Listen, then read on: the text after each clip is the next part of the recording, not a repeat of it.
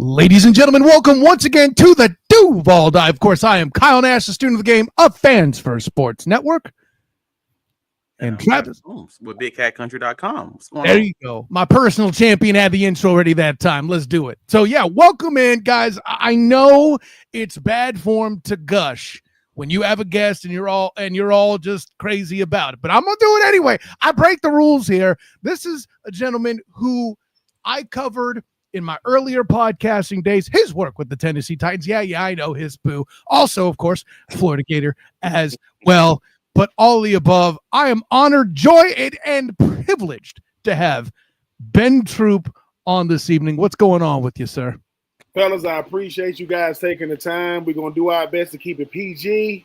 Keep it in between the lines. I make no promises, depending on what is said. If there is any like ill will towards the quarterback that represent the two-tone blue and too much love for the quarterback with the long hair that's 6'6", we're gonna have to talk about some things. But hey, man, it's a pleasure to be here, man. Pleasure to be here. See, you just said we keeping it between the lines, and I don't know about this one, bro. I might be Aziz Al-Shaair if we talking like in this conversation. See, just like a corner to talk big trash on a tight end like that right out the gate. Let's go. Listen, and the Shaair thing. Look. I get it. It shouldn't have happened. But that man got way too much. I'm like, wait a minute. I mean, he ain't that. Thought he hit Pat Mahomes. I'm like, wait a minute now. And listen, I do think the hit was bad. Let me just put it out there. Okay. And I'm never trying to show love to them guys in Houston. They don't even have a real color scheme. Like, that's not even. Is that blue? Is that black? Who knows? Anyway. I'm gonna do my best. Like I say, man, listen, you get some Jags, some Titans together. Lord. It's gonna be fireworks, man. But let's do it, man. Let's have some fun. Hey, breaking that down real quick, folks, this is how good Ben is. He done gave us a YouTube short inside the first 2.5 minutes. Let's go.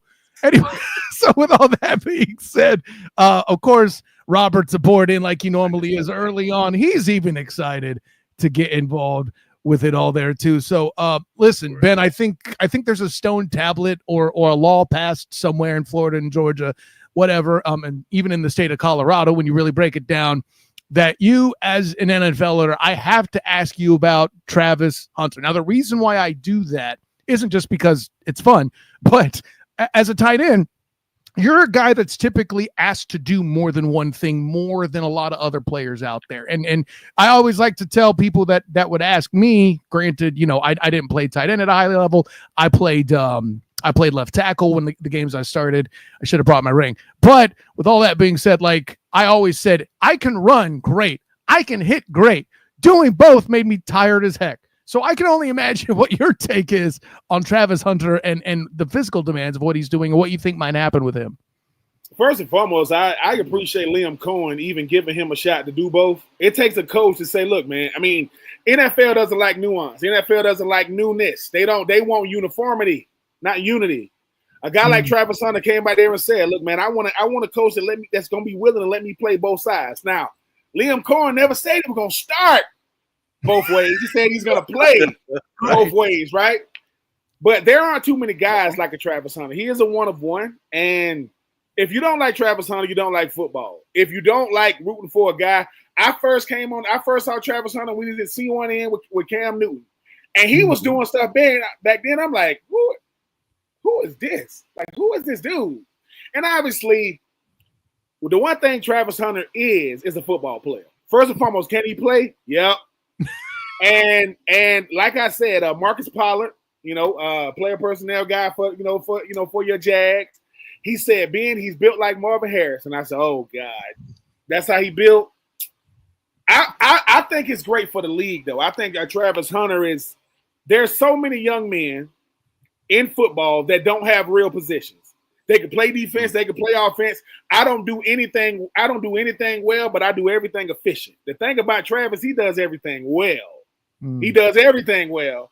And I want to see it. Like Liam is like, give him a shot. Like, what is it going to hurt to give him a shot? Now, what they scared of is if he do well at both. Because I saw what he just signed for, and I'm not counting this young man's money or pockets. I ain't, if he's doing that, this, whose fault this is? It's the Cleveland Browns' fault. It's their fault. They traded to pick the y'all. I'm like, what the? You're gonna trade it to the Jags. Now we got to see this, dude. Let me tell you how it's beautiful football. The young man who played for Stanford that went off against Travis played for the Titans. Mm-hmm. Now I'm not saying he's gonna do that in the league. I'm not saying he's gonna do that in the league. I'm not saying that. But Travis Hunter, from the state of Florida, grew up in Georgia. I think his family lives in Savannah. I am rooting for Travis Hunter 15 games out the year. Now, that's 2 of them. Hey, Trav, you already know I love you, but not those 2. But yeah, man, he's an easy human being to get behind, man. I mean, nothing off the field. Got married already. Went to the School of Marketing and Business of Dion. He got it, man. I mean, the young man got it. I wish he wasn't in the AFC South, but he is. He is. But I'm just looking forward to seeing the young man do what he does, because if people know who you are in Oklahoma and Idaho and places that, get cold and crazy, and they're like, I want to be Travis Hunter. If he ain't the number 1 selling jersey, I know he in the top 5. Hey, man, I want to see that youngin get out there and he can dance with that football, man. I want to see him do what he does. First of all, Ben, it's not often that it gives me an opportunity to plug something else, but watching a player do something against the team you're covering, especially when the fan base is trying to tell you their running back is Heisman worthy. Of course, I'm talking about RJ Harvey as I covered the UCF Knights with the black and gold banneret. Watching Travis Hunter get an interception with the most accurate play I have ever seen in the bounce house, and then take it back and then do the Heisman in the end zone, and still feeling the need to cheer for him is a very unique prospect. That's all I'm saying, Ben. That's where I'm at. Very easy to cheer for this young man. And to Ben's point, I mean, he's the guy. I mean, I think I've said this on a few occasions. Like, it's hard not getting too high or getting too crazy with the accolades for a rookie who you haven't seen play in the NFL. However, in non-football terms, like, the guy, all he wants to do is play football, spend time with his family, and fish. Yeah, like, that's Randy Moss. Yeah. That's Randy Moss. That's what you want off the field, and I just need this dude to just do all the on-field stuff later when between the whistles, and I think we're gonna be good. But like, in those intangibles and those off the field things and all of that, like, the person that he is, that's flying colors. Like, that's the extra stuff. Now you just got to win on the field. But to Ben's point, they never said he's gonna start on both sides of the ball. But we got to imagine, like, you've seen it in college. You've seen it at a high level in college at 85% of snaps. Yep. And I think we're all in that same boat that we're just like, all right, cool. You have to think that he's going to be the first guy since Ben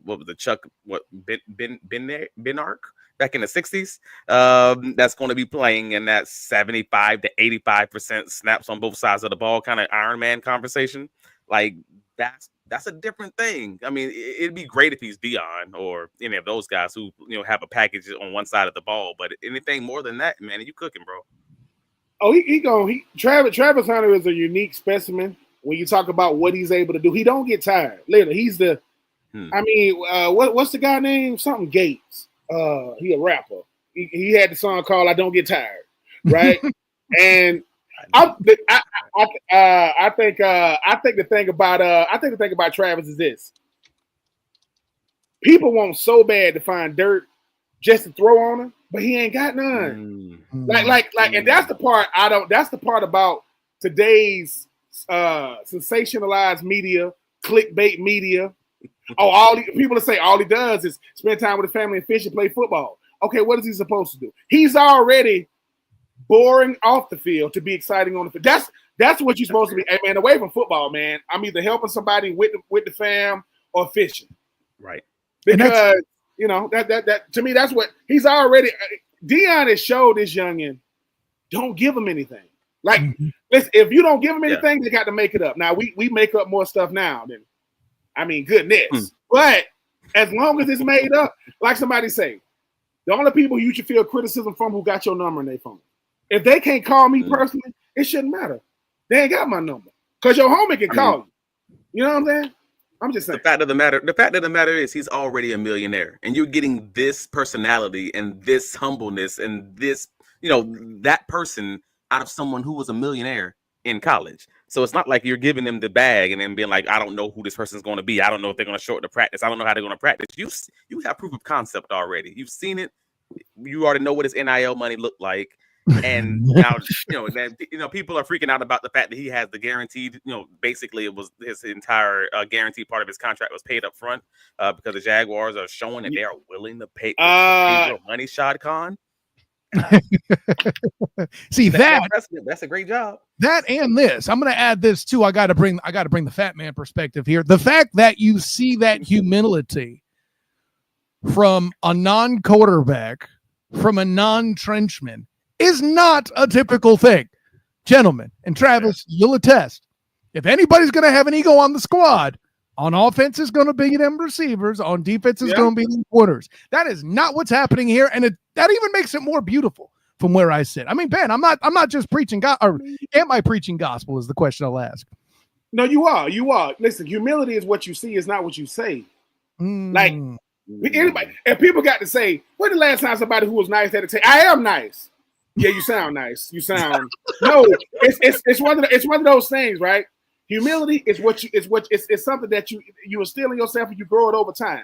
The lady, I saw the situation when he on the airport with the lady and they take the picture. Travis Hunter, whoever's Travis Hunter PR person is loving their life. Like, dude, you are because another word for PR is damage control. That's what it really is. Yeah, that's what it really is, right? So for that's it. I mean, so yeah, man. I mean, like I said, it's a. What did Deion say? Some people ain't role models. They just playing roles, man. They ain't what you want your kid to be. Travis Hunter is a guy that he's vulnerable. He'll say things that you go, man. You probably should have said it. Look, man, I'm a pro athlete. Because when it all come down to it, yeah, I can dance with that ball. See. We have learned when it comes to the league, we accept some of the weirdest stuff when the player is nice. You don't believe me? Von Miller has a chicken coop. Von Miller has a chicken coop, right? That no one cares about. But at the height, when he's the best defensive player in the league or MVP of the Super Bowl, second overall pick, you can name your chicken. You can name your chickens, your teammates' names. If Von Miller was just a dude named Von, don't nobody want to hear that. Facts. That's so fact. Like, so yeah, man. It's just, to me, Travis Hunter says, if all eyes gonna be on me, I'm gonna make sure I'm gonna give you something to watch. Now, if you looking for me off the field, listen, meet me come on out on my boat. I'm out here, and he in Jacksonville, so it's like he out there on the beach. He catching sharks and everything. I don't know what he catching. And he's a gamer. And he's a huge Twitch gamer, huge YouTube following. Like, he gives us more access for a rookie coming into the draft than you've probably seen in this past generation. Like, there's not a lot of athletes who've had that kind of following coming in to the league. So I think that's kind of interesting also. He's a celebrity. No, he's famous, but he's normal. And correct. I think that what resonates with people is when you showing them, wait a minute, dude, you really like to fish, which means every fisherman in the Duval, Alachua County area is saying, how long is it gonna take for him to have a fishing show out there? Just he ain't doing nothing. Somebody say, man, come fishing with Travis or something like that. I think what Deion has shown him is, Deion said, there ain't too many people can talk about this like I could. I dominated. Well, I dominated football. I was getting paid in baseball. I was prime. I mean, Deion Sanders is still on the Jumbotron with the Falcons. You know how many kids saying, that's a Colorado coach? No, he played for the Falcons. Like, what? So for me, what Travis has learned is, dude, be as great as you can be on the field and be as normal as you can be away from it. Because people like normalcy. That way, I don't believe Travis Hunter is going to tell people no when they want an autograph, no when they want a picture. Because, like I said, man, the one thing that a Jacksonville Jaguar team was lacking was a face and a superstar. Mm-hmm. Now they got Trevor. Like, he could be the face. But if you get a superstar in Jacksonville, northern part of the state, I mean, because let's face it, fellas, the AFC South, we need good publicity as a division. Correct. Yeah. You know what I'm saying? So a Travis Hunter, I mean, dare I say, we know the faces of the league gonna be the quarterback. We know. But Travis Hunter said, I got a problem with that. I got a problem with the fact that, hey, I ain't never seen a two-way star. Deion played receiver because he got bored of playing, cornerback because they want to throw it to him. No one has ever been drafted to play two positions. Even Deion didn't do that. So Travis is good idea. Listen, Travis Hunter could be the Dirk Nowitzki of freaking football players. He could start a whole new. You see how centers don't want to shoot threes? Centers don't want to play down low. They shoot. Joel Embiid shoot more threes than Steph. I'm like, get your 7'9" behind. He don't want to do it. So I want to see Travis succeed because you need somebody to say, hey man, y'all quarterbacks get y'all money, but us skill guys, we got something to say. Now I'm not gonna say that it. Now you're gonna have to be dynamic to be a Travis now, but all Travis got to do, shine on offense, be effective on defense. Shine one side of the ball, be effective. Because like I say, I do agree with what Steve Smith Sr. said. In the NFL, they pay you for your specialties. They pay specialists. You got to specialize over here and be like, get skilled over there. But the thing about DB, that boy know how to track the ball. He just, you're not getting open on him. And it's how he does it, not that he does it. So hey man, I'm happy for him, man. I wish it wasn't.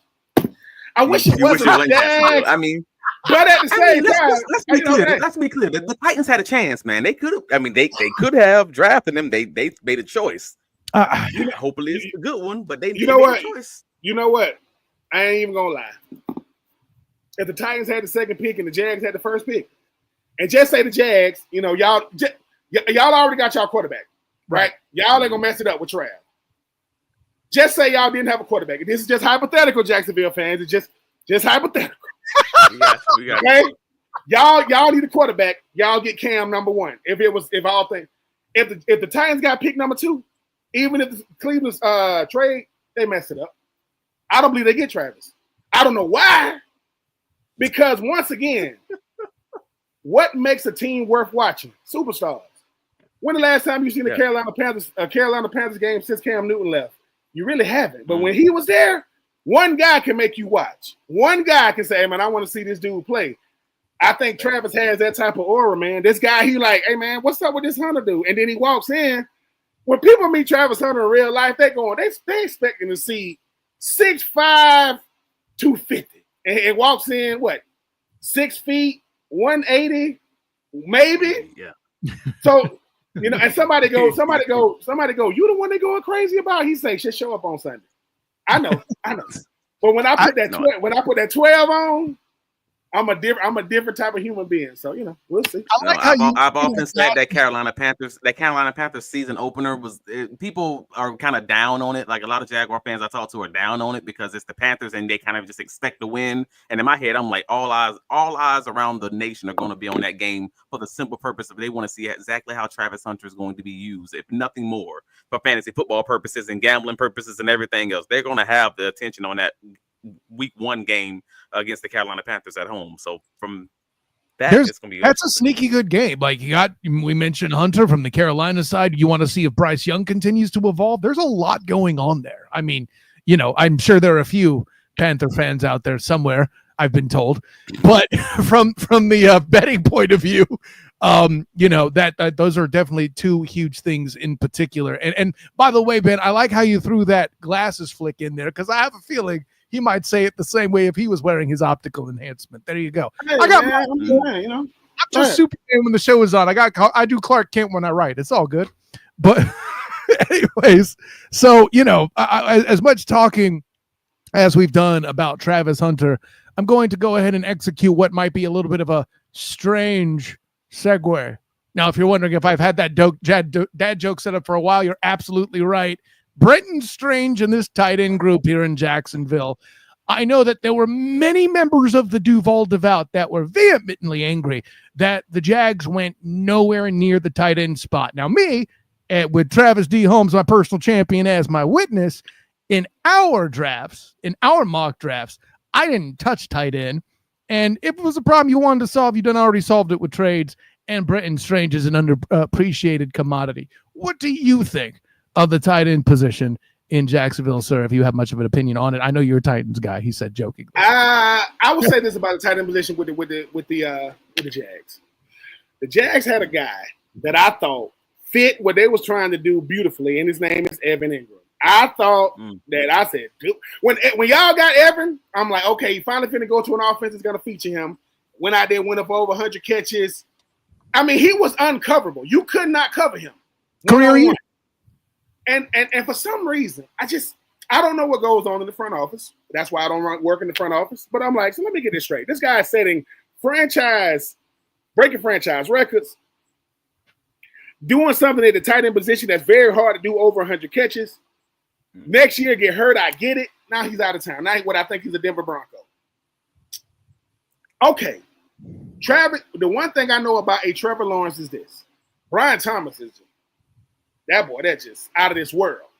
Every quarterback needs a tight end that one can get open, two can get open consistently, and becomes like a threat in between the numbers. You had that. Now you got a guy now who has that ability.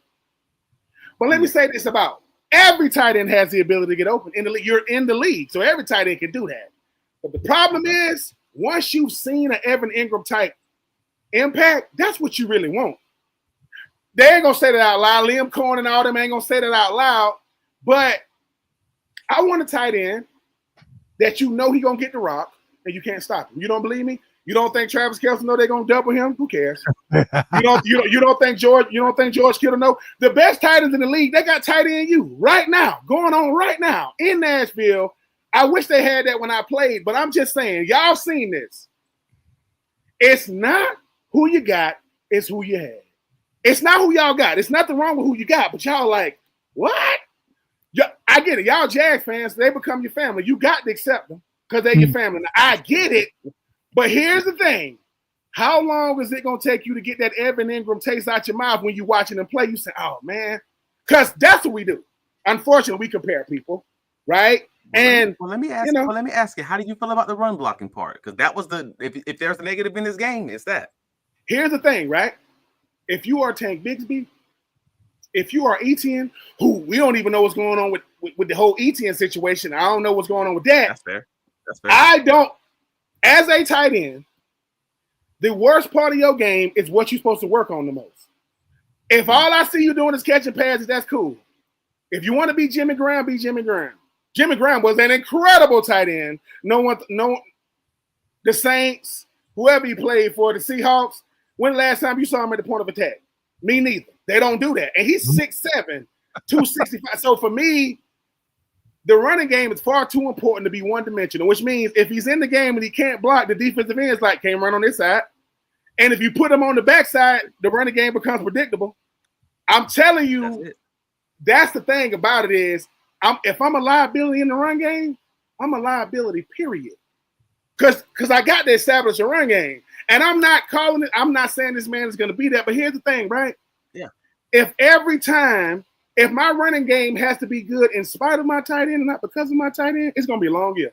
I don't care what you got at receiver. You can't throw the ball every play. You just can't. You got to have balance. Well, that's the Evan Ingram conversation. Like to be clear, it's not his receiving talent. It's not his locker room leadership. You talk to anyone in that Jaguars locker room, to a man, they will tell you he is a leader in that locker room. He is the one that's going to be the last one off the field and the first one out there early in the morning. Like Britton Strange got his practice habits directly from Evan Ingram, and still today he's like after practice he's the last one on the field, and he directly attributes that to Evan Ingram. So it's not any of those things. It feels like scheme related, and by scheme related, I do put that primarily on run blocking for Evan Ingram and whether or not he was going to make them one-dimensional, make them predictable in what Liam wants to do. Well, that's why you have two tight end sets. Like, think about it. I mean, do you remember the tight end that played with Tony Gonzalez all them years in Kansas City? Tony Gonzalez. I remember seeing him on he had dreads in his hair. Guess what? No, you don't have to think too hard. Guess what? Me neither. No, me neither. You know why? Because both guys knew what they was there for. Has anybody ever said, man, Tony Gonzalez was a great blocker? No, because they said, Tony, our goal is to keep you on the field. So we'll go two tight. The number one set in football, a two tight end set. So If I know that Evan Ingram, do you remember him blocking at Ole Miss? No. But I remember him getting open, right? Do you remember him blocking with the Giants? No, I don't remember that. So my thing is, I'm supposed to become something now I've never been. No. Put me in a position with another tight end. How do I know? When I got drafted, there go Aaron Kennedy. I was never known for my blocking either, but I know I got the block. You know what EK say? Hey, well, Troupe, you do something in the passing game that I can't do. The perfect tight end is two guys, not one guy. Now George Kittle is different. Now I ain't never seen nothing like that, blocking like that. Here's the thought, right? Do you ever remember Travis Kelce being known for his blocking? Ever? I'm not saying he can't block. When the last time? I actually do remember Kelce blocking because he's a dang good blocker. No. What I'm saying is, I'm not saying he can't block. I mean, he can. Okay. What I'm saying is, it's our job as front office staff members to protect my player. So Evan Ingram was what, 245, so he's not the biggest dude. Like, he built for what he does, right? But if I've been a liability since college, I still was a top tight end coming out of high school. I still was the first round pick. Y'all got me in the offseason. Y'all gave me a contract extension, and now you want me to block? Come on, man. You know what I'm here for. So what you're saying, Ben, is that second tight end is essentially a tight end stunt double. You get him in there for the blocking to keep the face pretty and the pass is caught, and so you don't get him hurt. It's a tight end stunt double. That's what I'm hearing. A tight end that wants to block don't even want to catch, and a tight end that catches don't want to block. Let me say it this way. A tight end that wants to block will catch, and a tight end that loves to catch is willing to block. A blocking ain't nothing but, man, a fight, man. It ain't nothing but, dude. I don't want to be a lot. How they used to tell us this? If I'm not going to be the reason we win, I refuse to be the reason we lose. I refuse to be the reason we lose. So sometimes you got the man up. You a pro, man. Hey, listen, man. I ain't asking you to be the best blocker tight in the league. You just can't be the worst. So you feel like the Jaguars might have fumbled the bag a little bit with allowing Evan Ingram to get out of Jacksonville when he did. Well, here's the thing, right? I put it like this: when y'all went out and had all, y'all traded for all these receivers or whatever, right? Why is it when you get rid of those guys, you replace them with guys that look like them? Why you go get De'Ami Brown? Because I need a guy. I don't need a slot receiver. I need one of the best slot receivers in the league. I went and got De'Ami. Brian Thomas, nobody saw him becoming that. Hey, man, what do Batman need? A Robin on the other side, not in the slot. So I go get Travis. So you getting guys to complement, to go out there and get Lawrence some weapons, right? When Trevor Lawrence is at his best, he got a tight end that could get open, because sometimes defenses, they could take Brian away. What they'll do is they'll say, "Hey man, we gonna double B Thomas. We gonna play a safety over the top of Travis, and we gonna force De'Ami Brown to beat us." Slot receivers, slot receivers can hurt you. They can't kill you though. Outside receivers can kill you bad. Well, what do a slot receiver need? A bigger slot receiver. They call tight ends. That's where they make their money. That's where they make their money at, right? So for me, everybody needs a Robin. So if De'Ami is the Batman of the slot, he needs a Robin at tight end. That way, the passing game is going to be elite. And here's the thing, right? Then you take that tight end and you go in there, you tell them. You tell the blocker tight end, we don't got to hide, man. They know when you come on the field, we running the thing, right? But you know what we can do out of that? Play action, bootlegs. You're drafting specialists, right? Why are they ask Trevor Lawrence to be a mobile quarterback? He can use his legs, but that's not what he does. They ain't make him become something different, right? Why ain't they telling people that don't do something to become something? I can't become something overnight, man. This is who I am. This is how I play, and I'm a pro. But if you brought me here to run block, you didn't say that in contract negotiations. This is the first time I'm hearing this, man. Well, y'all told new GM, new coach. They weren't the ones that brought him in. These are new guys. So it's a complete reboot from that point, Ben. And this is the piece. And I brought this up before, but I want to hear your version of it, because you preaching some facts. I ain't taking nothing from you. This isn't pushback. This is me posing a concept. This may just be a situation where it was a win-win for both sides, in that you specifically mentioned Jimmy Graham by name. If I'm Evan Ingram, I'm not so mad I ended up with Sean Payton in Denver. And likewise with Liam Cohen, because he's got those three pieces to stretch the field, because he has at least two, if not more, running backs who can be check down options. I don't know if he's intending on, getting anybody in motion into the slot and there doing all that. And hey, listen, as a guy who wanted to be a red zone tight end, even playing tackle, like I respect it.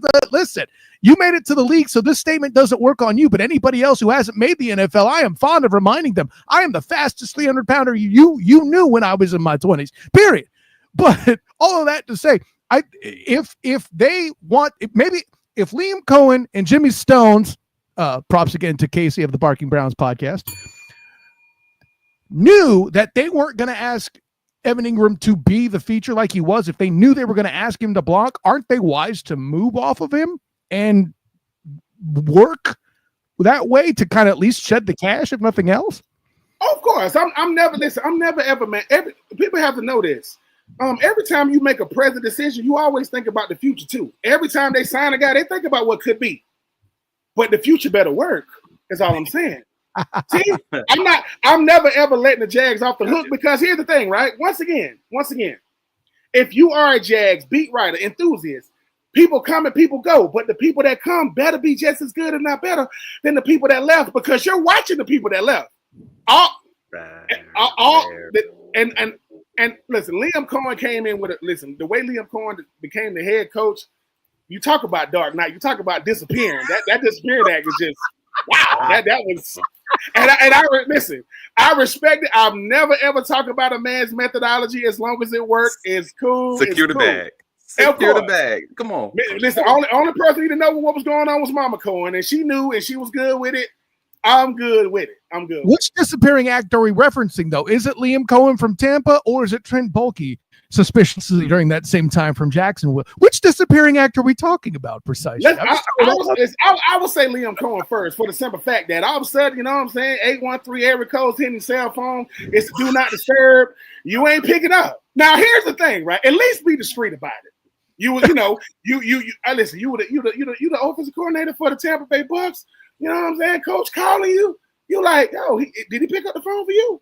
No, man, he's sending me the voicemail. He doing that. Where you think he at? You want me to act suspicious like I don't know where? I don't know.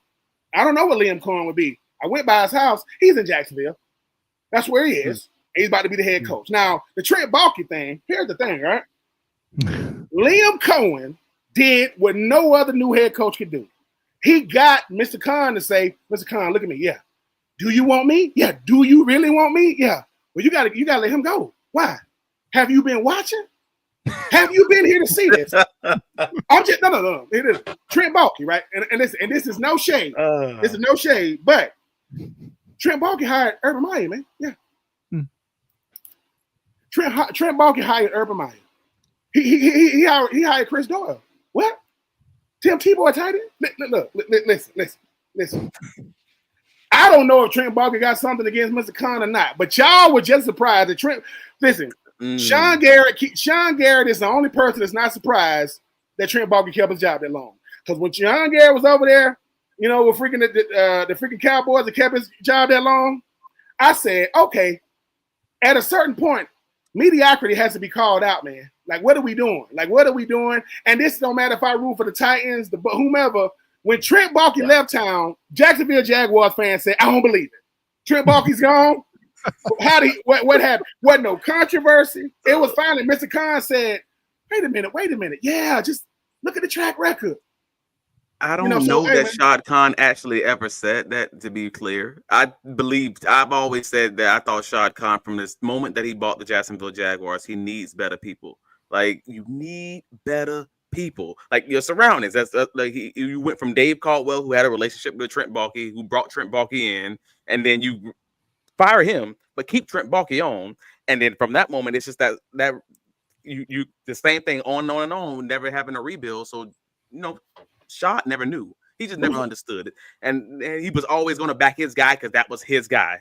I get it. No. I'm not coming at Mr. Khan, right? It's just the fact that we can see this stuff happen in real time. Like what? We know. Yeah, we can see it. We know. Yeah. And the thing about it is this is what it's really saying. If you're looking for loyalty, Mr. Khan is about as loyal as it gets. But he's loyal to a fault, because what happens is, like, Mr. Khan, listen, we taking some of our best players and teams, and they're not becoming what they could become. Why? Because bad leadership trickles down, just like good leadership trickles down. It starts at the top and it trickles down. What's the first thing you got to have to win championships? Forget the team, forget the coach. You got to have culture. Where there is no culture, there is no team. You don't believe me? Who got the best coach? The best coach in football is in Philly, from the top down. I don't like to say it, but it's true. From the GM to the head coach. The reason why is this: is Nick Sirianni a great coach? Nope. He's a part of a great culture. You don't believe me? Okay. That's rough. I'm just saying. I hate to say it that way. Go all the way back. I mean, think about it. Good coaches. No. Cause they cheat. Cause they cheating. They're doing something that nobody else. No other owner is gonna let them get away with that kind of work with the accounting, with the bag. Listen. They push the money down the line. I don't know. Listen, Roseman. GM for the Philadelphia Eagles. Yeah. He is showing the other GMs, dude. I'm showing y'all what I'm doing. I'm not hiding it. I'm not. Everybody know. And guess what, Travis? But all the owners ain't rich. They rich. They wealthy. But they ain't all rich. A lot of these guys are cash broke. And that's the difference. And check this out, though, Travis. If you were owner and you got money and I'm cash broke, you're gonna say, well, Ben, that's your problem. That's a personal problem. So you mean to tell me we all wealthy, but we all ain't got money? All right, well, look at Cincinnati. And good God, you don't even want to. That's the perfect example. I mean, hold on, 35 sacks in 2 years, and you want so Sam Herbert retired, Henderson can't get his money, and your rookie won't sign. What they say, you want to win arguments?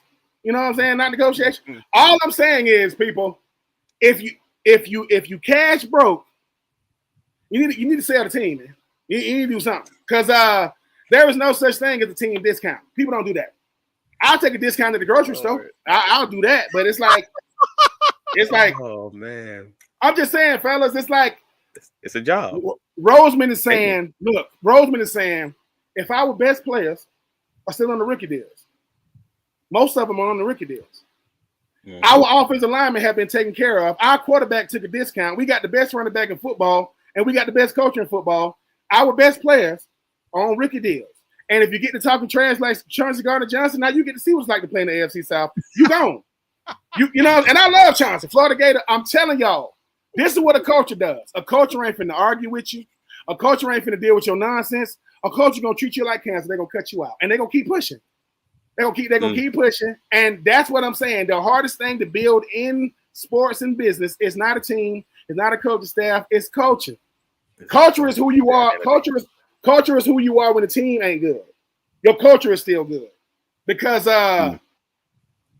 when people say, hey man, who got the worst culture in football? Pick it's a bunch of teams got some real bad coaches. But when you got a good culture, coach look good, GM look good, owner look good, players look good, the city look good, food tastes better, your wife look more prettier to you. It's a culture, man. It's just how it goes. So this has been an interesting argument that I've had with a few people over a few years, because you could make the argument. A lot of fans, if you were to ask fans that question, it's going to be a different answer than if you ask athletes that question, for the obvious reasons. You guys know what's happening behind the scenes that never makes it to the media, that never makes it to the news, etc. You're in the business, yeah, etc. So a lot of times people say, whatever the winning team, that's a good culture. And then you hear stories 10 years later. It's like, oh no, that was a terrible culture. Like, oh, them boys is wild. Like, oh, whatever it was. And I would make that argument for the old Dallas Cowboys. You can make that argument for the old New Orleans Saints. You can make that argument for the Kansas City Chiefs. You know, all the arrests and all the things that you hear about, but it don't matter when you're winning. So that's the whole question of, is it the culture or is it just the fact that, hey man, you do what you got to do? Like, I mean, no. You make a good point, but winning is the bottom line. Winning is everything, right? Listen, culture is, if I'm building a culture, we got to win. Then we got to win consistently. Then we got to win championships. You ain't gonna skip a beat. Ain't nobody gonna just come on the scene and win it, right?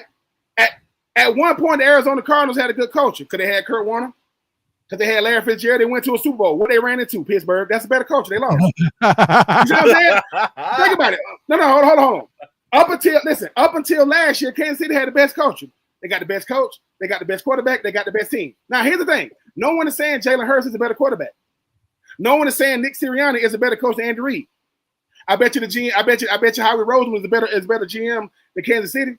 I bet you the culture in Philly. You don't believe me? They beat Philly because they had a D-line. You tell me what it took to beat Kansas City with the D-line? Yes. They beat them with the front four. Cooper DeJean, this boy came from Iowa. He is a white cornerback. You know what I'm saying? Let's call it what it is. And I love Cooper. I love Cooper. And what I'm saying is he got a pick 6 against the best player in football in the Super Bowl. That's culture, baby. Because think about it. Most rookies ain't even going to play. They're going to try to find a way to hide him. He's starting in the slot, took a pick 6 to the crib, and that's his rookie year. Who did he hang out with? Who did he hang out with this offseason? Patrick Surtain. What was he? Oh, he was a defensive player of the year. I'm telling y'all, culture is not swag, man. Culture is not, it doesn't boast or anything. Don't brag. Play them. Play them and watch what. See, culture means, hey man, I don't think they're that good. What happened when y'all playing? We got drugged. We got beat real bad. And what I'm saying is, when I was in the league, who had the best culture in football? Even though the Colts. When I played against Peyton Manning and them, see that when y'all go, oh yeah. See, when I mention teams, you go, you don't got to be in the building, but I can see, hey, Peyton Manning, Marvin Harrison, Reggie Wayne, Dallas Clark, Bob Sanders. Well, and that's the thing. That culture piece isn't just singular success either, right? The reason why Roseman is about ready to cycle things through again, and I love how you mentioned it specifically. The beef got tenderized because they got paid on offense. The defense is young and hungry. They're on their rookie contracts, and that could potentially even flip over. So then when this O-line group gets aged, they bring in newer guys, they save the money there, and then they pay these defensive folks to do their job up front. And which, by the way, when's the last person that we heard being called the greatest of all time during his tenure get punked in the Super Bowl like that by another defensive line? We've seen this before. Yes, I'm referencing the Giants and the Patriots for the record. So, like, I think culture, you can win 1 year and be a flash. Yes. Culture is where people start, well, maybe it's a dynasty in that conversation. That is definitely true. As much as I try to simplify things when people get all these intangibles and this and the third. No. Because intangible is a word that you don't have to explain because it doesn't really mean anything. Like when I don't know what to say, just say he got intangibles. Well, what does that mean? I mean, it's like a soup, man. I don't really know what's in it. It's just good. I don't really know what's in this. I just hope it's edible. No, culture is what we can actually see happening. We saw Philly coming. Philly culture didn't start with Jalen Hurts. It continued. They did it with Nick. If I can win, Nick Foles won a Super Bowl. You don't tell me that's culture. Remember that Nick? Because who got? There was a team that got him the next year. They gave him $50 million. Oh, that was the Jags. No, hold on. I'm not mad at the Jags. I'm not mad at the Jags. What the Jags didn't have that Philly did have was a culture around Nick Foles, right? They haven't since Copeland. And what I'm saying is, you don't believe culture matters? If Jalen Hurts wins the first Super Bowl against Kansas, because they lost by a field goal. Who do you think MVP? Jalen Hurts would have been MVP the first time. People think he won MVP this time. I was the best player out there the first time. What I'm saying is, if I've never been a part of any type of culture before, I can only imagine what it is. But if I have, you go, oh yeah, man, because it's undeniable. And so I think that when you talk about football, what coaches are really trying to do is saying, dude, if I got a great coach, I don't got to be a great coach. But when I got a bad coach, I got to be a great coach. Like, think about this. I don't know how good Nick Sirianni is for real, but I know he won a Super Bowl. And I know he's been to 2, right? He's been to 2. What I'm saying is, if the Jags weren't watching Philly, why did they go get their coach? Why did they get their quarterback? They got Nick Foles first. They got Doug Peterson second. I'm just saying, I want to be able to say, dude, you mean to tell me my play calling don't got to be great when I got great players? Yeah. When you got great players, give them anything. Right? Give them anything. They just missed that main ingredient. They never paired him up with the coach and a GM who was in sync. That was the biggest piece. That was the main piece that they were missing. And Sirianni is in sync with Roseman. Like, you know what I mean? Like, look, that's the best organizations. They got to be on the same page. And that was always the issue with the Jaguars, with the shotgun marriages between the GM and the coaches. And now they finally have a GM who was willing to play the rookies, and they're on the same page with Liam Cohen and Gladstone. And that's a positive, at least. Y'all got the youngest GM in football, right? I believe so. So he ain't been around the GM circle to kind of do it the NFL way. He's doing it his way, right? He does it his way, yeah. What? Listen, what was that feeling like when Cleveland traded that pick to the Jags? Did y'all because y'all knew what was coming, right? Yeah. Like, oh my God, they did it, right? Cleveland, who ain't never had no culture, like, and they trade away. Okay, let me tell you what it is. That feeling y'all got when they actually announced Travis Hunter, and to know what he can do for a team, because he did it. He did it in high school. He did it in Jackson State. He did it in Colorado, right? And he never made it about him, even if he is him. I never made it about me now, right? That's how culture started getting built. You don't believe me? I remember when SGA got when they got him in OKC, and they said, "Hey, dude, it's starting to be. Watch what we do with this dude." People like, "Nah, man. I seen KD. I seen James Harden. I seen Russell Westbrook. Yeah, but this dude's different." I'm telling y'all, man, I wish it wasn't like this. I wish it was. I used to be that dude. I would make up every reason why other teams win, other teams lose. Well, it comes down as simple as this. The excuse you made for losing is the reason I use. The excuse you made for losing is the same reason I have for winning. It's the same thing. I win with the excuse you made. I can win. People only make excuses when they lose, right? It's a reason why. It's a reason why the Jags said, dude, we need a total new makeover. I know y'all getting new stadiums and all that. I need a GM that don't know the rules of how other GMs do. You know who doing that? Howie Roseman. Mm-hmm. Howie Roseman is saying, wait a minute. I can do this with the money? Yeah, in broad daylight, you can do this. And so if I'm an upcoming player, I'm saying, you mean to tell me that the GM for the Titans said our strategy with the Titans is to draft, you know what I'm saying, develop and retain. That's everybody. Everybody does that. That's why I couldn't be no journalist. I was like, sir, you know we can hear you, right? Did you just say that out loud? Anyway, I'm just saying. He points that out, Travis. Wouldn't you have loved him in the room when Peterson told the press room basically that they don't know ball? I'd have loved to seen how Ben would have responded to that. I forgot exactly the exact terminology, but he basically was like, I'm not going to explain what happened because y'all wouldn't understand it. And I'm sitting there like, as a former graduate assistant, as a dude who watches tape for a living, who also watches tape for free just because I love it that much. You gonna tell me I don't understand coverages? Come on, bro. No. We gonna have to have a conversation. I mean, hold on. See, and think about that. Doug Peterson, it's like this. You like, Coach, I respect you and everything, but with all due respect, you can't say this as a journalist. Like, who are you talking? Like, what? Like, this isn't our first press conference. This isn't your first press conference. We understand that most of the question we ask, you're going to give us a coach answer. We get it. But sometimes you make me want to come at you when you say stuff like that. You're like, dude, like, listen, man, sometimes it just didn't work. Sometimes I applaud you for sticking with your Trevor Lawrence playoffs against the Chargers. Most guys, you're going to snatch them, right? But here's the thing. You got to build on momentum, man. Like, I got to build on it.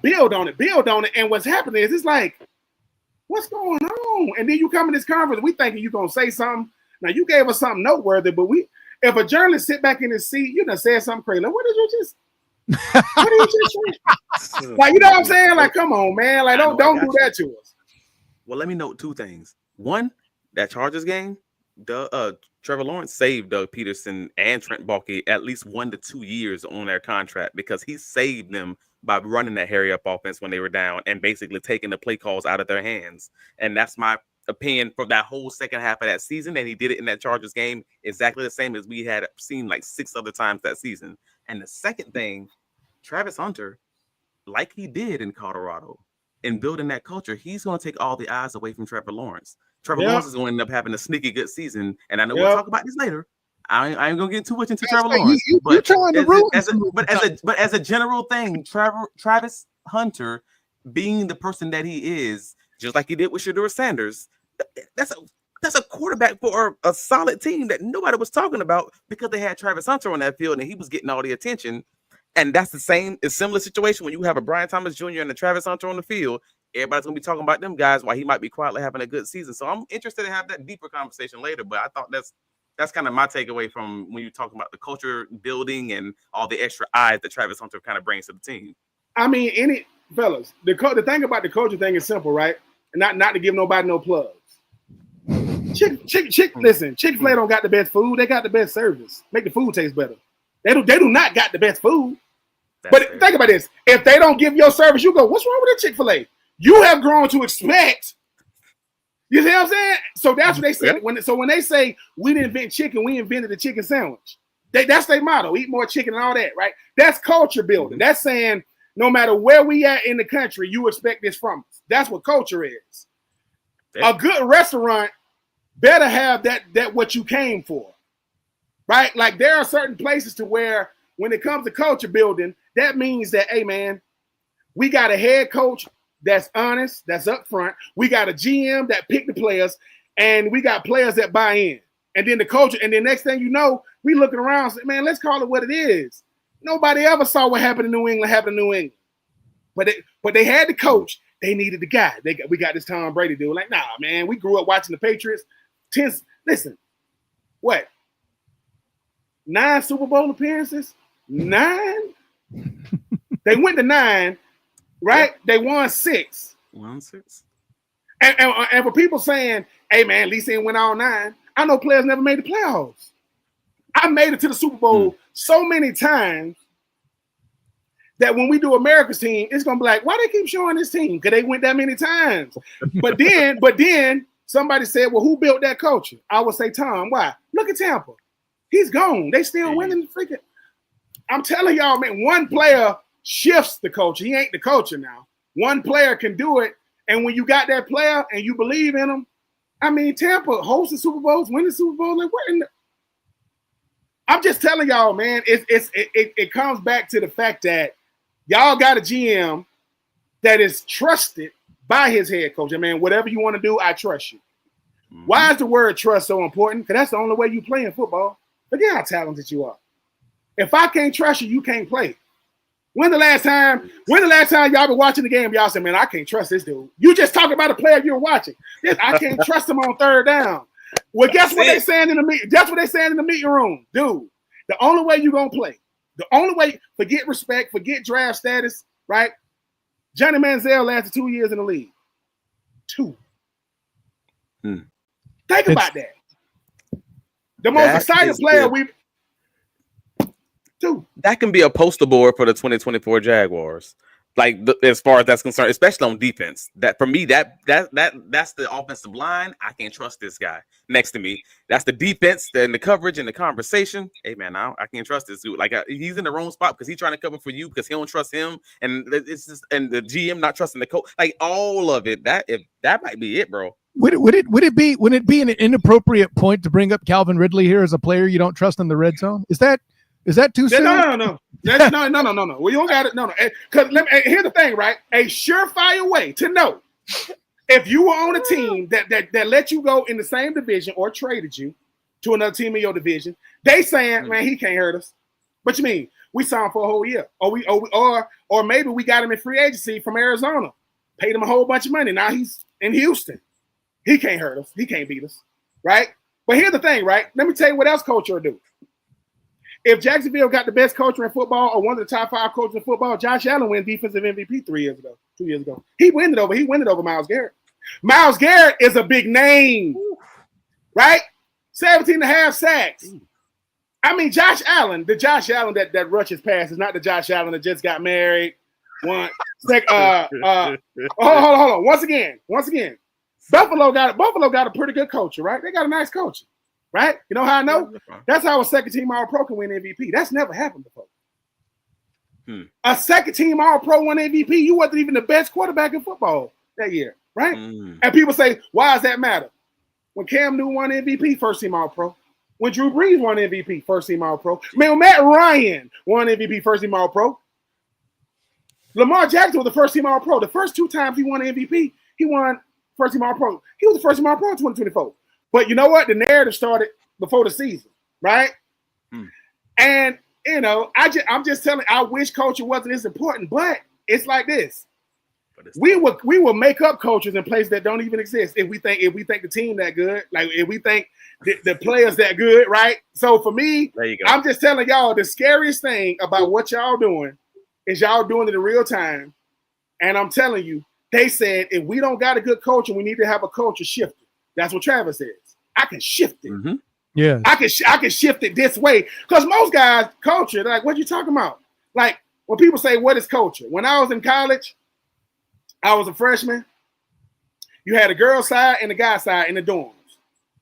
This guy comes through. This guy comes through just checking out the dorms, and he smells smoke.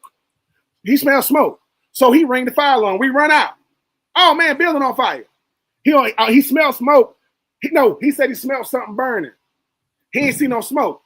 Girl comes out, hair looking all crazy. She was getting a flat iron. That's what he smelled. So he wasn't wrong, but if he understood culture, he know, oh, ain't nothing burning. That's culture. That's what I'm talking about. Travis Hunter is coming in saying, fellas, I ain't had nothing to do with what y'all done and not done. But since I'm here, if you seen my track record, hey, dude, come on, bro. We in the AFC South. I got a podcast called Winning the Division. You know why it's called that? Because when you win your division, you control your destiny. I ain't worrying about no wild card. I ain't worrying about who losing in week 18. If I win my division, winning record or not, two things. I won my division with a winning record or not, and I get to host a playoff game. You got to come see me. And you see what I'm saying? So listen, I'm a country boy from Swainsboro, Georgia. I'm simple, people. I try to break it down as simple as that. John Madden was the best voice in the football because he could talk football to a person that didn't know football, and you can understand what he's saying. I don't do Sean McVay type plays. All that stuff he be doing, man. Come on, man. Like, I get it. He can remember what happened 4 years ago on third down. I get it. But what I'm saying is, simple wins every time. Complex, you got to figure it out first. And what I'm telling y'all is, Howie Roseman said, dude, let's simplify this thing, bro. What you mean? Let's play our veterans. Let's let these rookies see how we treat our veterans. But let's win while we doing all that. What? Because the only reason why we say good coaches is because they win. You know what coaches say when they ain't win? This is bigger than football. No, it ain't. You just ain't winning. No, it ain't. Because here's the thing. When you make it about building young men, you can do all that and win, can't you? I can build young men. I can help them be great in the community and still win. But when I'm not winning, it's, man, look at our GPA when you talk about college. Look at what we're doing. Bro, listen, everybody's in the community. But guess what? When you winning, listen, if the community supports you when you losing, which they will, when you winning, listen, I went to the playoffs 1 year in the league, man, my fourth year, man. And let me tell y'all something. When I hear about players, and I love Takeo Spikes, love him, that dude, never made the playoffs. Brandon Marshall never made the playoffs.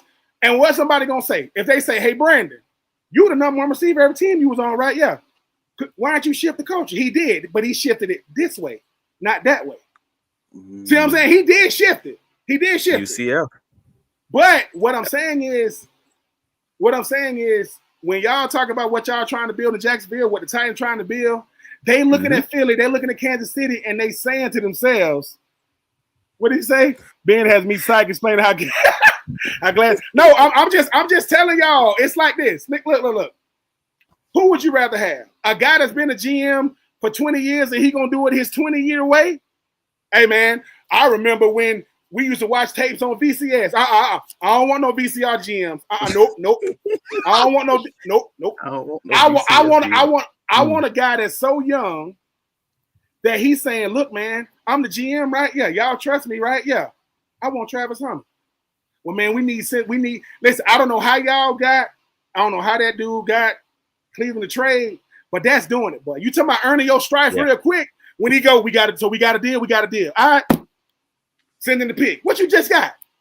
We just got Travis Hunter.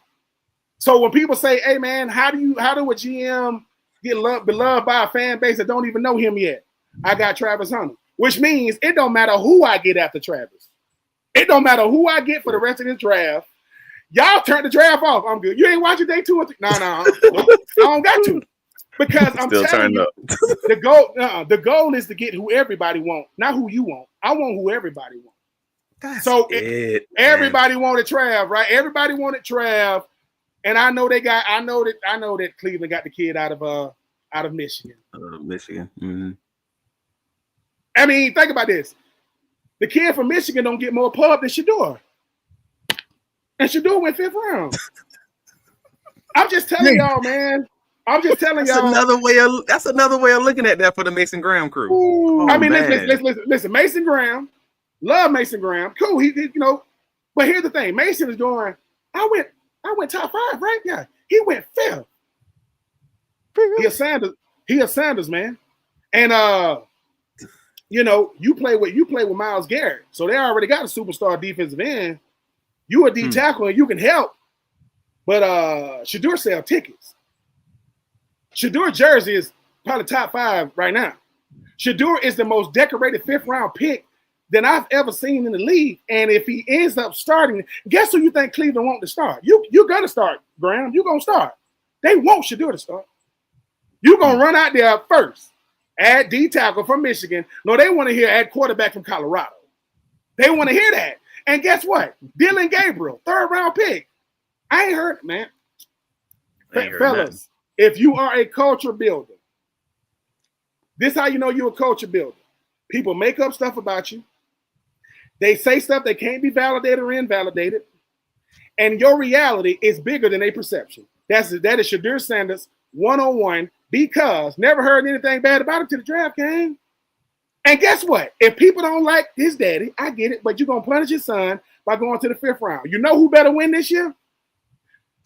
Pittsburgh better do well with Aaron Rodgers because they could have got him. The New Orleans Saints better win because they could have got him, right? And what if he makes Cleveland a winner? What if Cleveland? When I say a winner, now hold on. Now, when I say a winner, let me qualify this. If Cleveland puts pressure on Cincinnati and Pittsburgh, I don't think they're gonna beat Baltimore. That's James. If they're competing for a wild card position, if they're in second in that division, realistically, the AFC North, that says a butt ton. I'm with you, Ben. It's like this. It's like this. If Shedeur Sanders isn't who people, if he's who people say he is, so be it. Who had the most receivers drafted in the 2025 draft? That's Colorado. They had the most receivers taken. Wait a minute. Who threw to them? So you mean to tell me Jackson Dart, Ole Miss, didn't have the most receivers taken? Cam Ward, his number 1 receiver, didn't get drafted. He went free agent, right? All I'm telling y'all is this. All I'm telling y'all is with the plethora of quarterbacks that came through Cleveland, Baker Mayfield, Tim Couch, Deshaun Watson, you name them, right? If all you was waiting for is a dude named Shedeur, because Travis Hunter, if they say Travis, who would you have to say is a culture shifter? Oh, Shedeur. You don't believe me? Colorado is saying, good Lord, I ain't never seen this. What? I'm sorry, Travis. Remember that Jackson State game you saw last year? That's right. You don't watch them no more. But you were watching them. I'm just telling y'all what y'all was doing. Wasn't y'all watch Jackson State when they was there? No, yeah, you're right. You're right. Moreover, and I'll even throw this part in. He was doing it with protection that was nationwide known as being inferior, was he not? That's bad, right? I'll take a question as part of your preaching and spitting at you. You saw that? Still had a high completion rate, but what are we talking about? Man, you got me going up Mel Kiper now. What we doing? Hey, man, at the end of the day, I've never seen Mel Kiper get that mad on the draft coverage because they ain't respecting his pick. He was heated. Yeah. Because they making him look like he's incompetent in what he's saying. No, the league just got together and said, we're going to punish this young man. But here's the thing, though. This going to be much to do about nothing if this youngster start doing what he's always done. Because if Dylan Gabriel, who you wanted, why would you draft Shedeur? If Dylan is who you want. I gotta ask though. Like, because this has been a heated conversation I've had on many of NFL shows, and no, it's not Jaguars related, so I won't get too deep into it. But the short version is, if the reports as far as him not preparing for the Giants interview and not preparing for at the draft, as far as not like reading the plays and things of that nature, that kind of got those front office personnel a little pissed off, were true. How much of that then falls on Shedeur? Like, you can't be saying that, we can't objectively say this is them punishing him versus, hey man, this is a guy who just didn't prepare at the biggest moment. Like, there is some kind of a thin line there, right? Absolutely. I'm never ever they overplay their hand now. I'm never ever saying that Shedeur and Coach Prime didn't overplay their hand. Let me tell you something. You don't got the job till you get the job now. You got to play the game till you get the job now. We've done that in interviews. There are things in the interview process that we don't like, but we ain't got the job. So I'd rather do what needs to be done to get the job, right? If they ask you to call out plays, you a quarterback. If you in there saying, nah, man, whoa. I'm never gonna be on the side of unprofessionalism. No, man. What gets you drafted makes you a pro. How you play and approach the game makes you a professional. You got the two are not mutually exclusive, people. No. So if Shador, if I'm in the corner and I'm on the Giant staff, whomever staff, and he doing this, I'm walking out saying, Young, come here for a second. I said, look at me. Boy, you crazy? Your job is to not give them any reason to not pick you. You're giving them every reason to not pick you.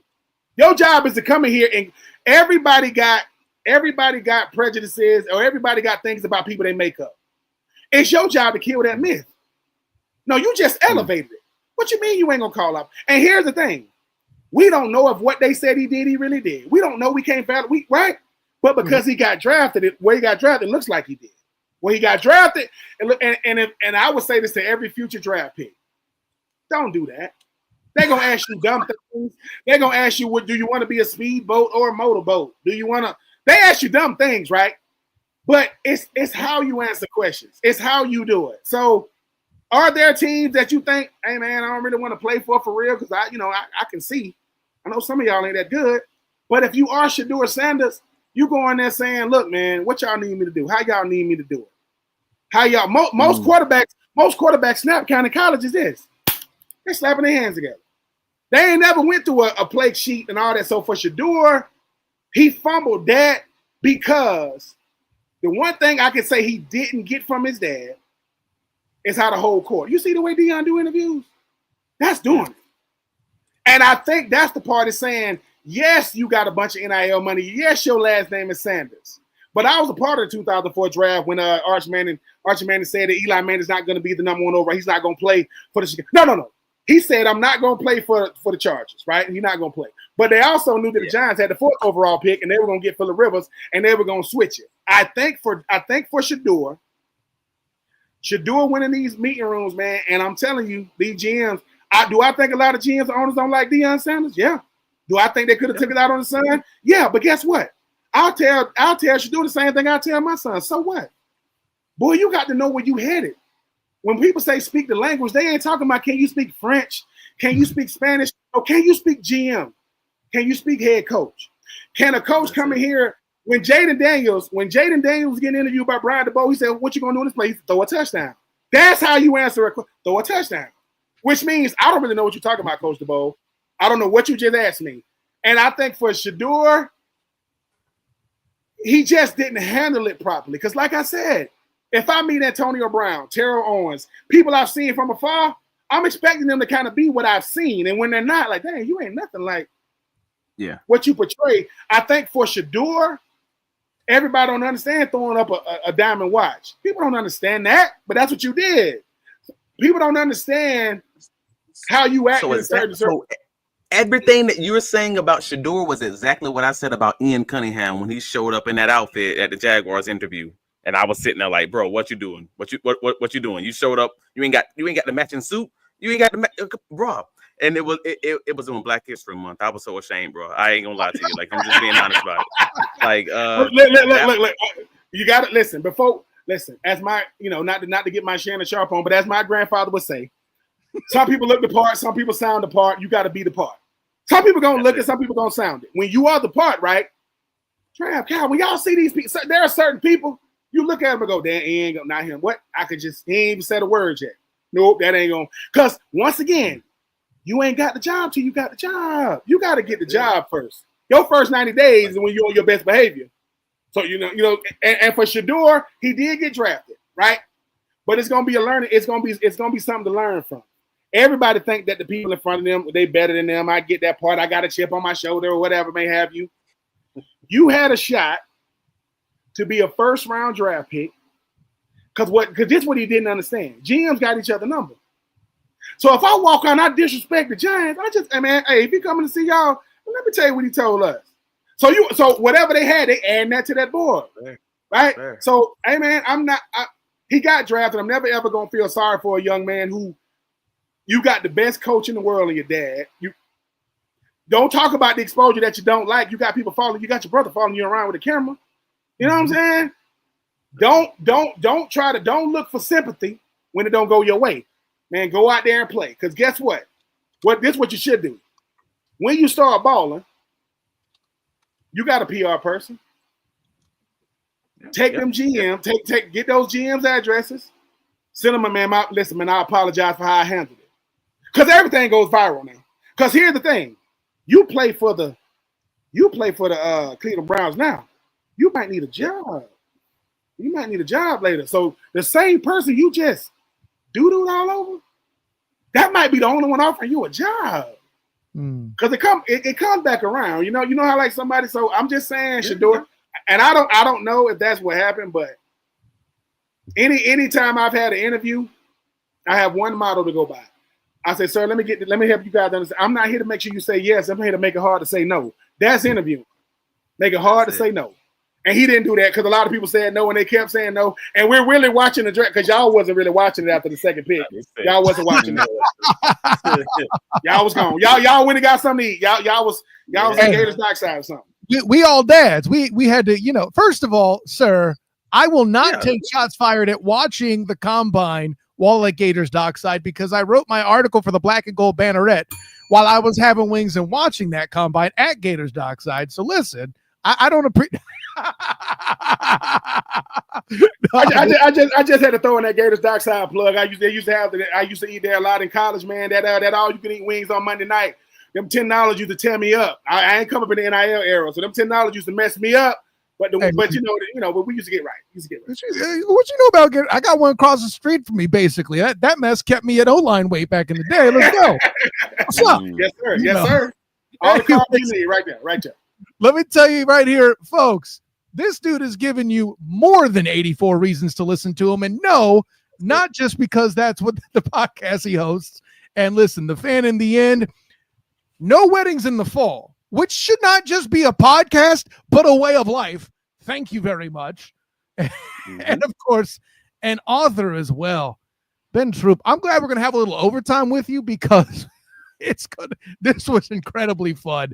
And listen, I want to take some time to shed some light on how you feel about Sunshine. Boom. How's that for a teaser right there? So, Ben, tell the world where you could be found, socials, otherwise anything you're working on, my friend. Man, you can find me on all social media platforms at Ben Troupe 84.